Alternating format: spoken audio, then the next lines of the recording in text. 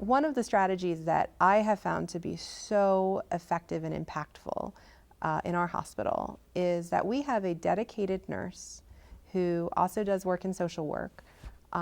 She's dedicated to our intensive care unit. I work in the medical ICU, and so we have a nurse navigator is what the concept is called. And her job is to help the families, period, and stop. Like, that's what she does.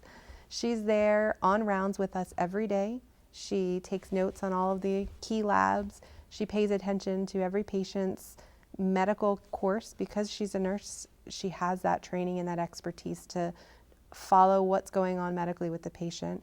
And then she meets with all of the families within arrival to the ICU. She follows up with them almost daily, every family in the ICU. And she helps the physicians communicate with the family members, and she helps the family members make sure that when the doctors finally come in, that the communication is more effective, that the family members are ready to ask their questions, that she's sort of done some of the pre-work in order to make sure that that time that between physician and patients and families is most effective.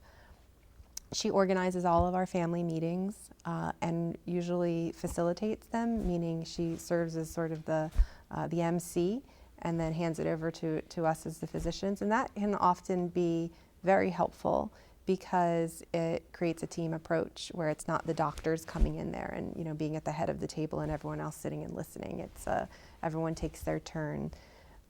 She sticks to a structure in a family meeting so that we have families, we all introduce ourselves, we say we're going to give a medical update, and then we're going to answer questions, and then we're going to do XYZ agenda items of the day. That system has been really, really helpful because our patient navigator has been able to spend time that we as physicians may not have up front before we come into the room and do some of that ground laying before we get there for patients and families that maybe need some preparation for some of the topics that we're going to discuss. She's keyed into that and can help prime the families and get them ready for our conversations.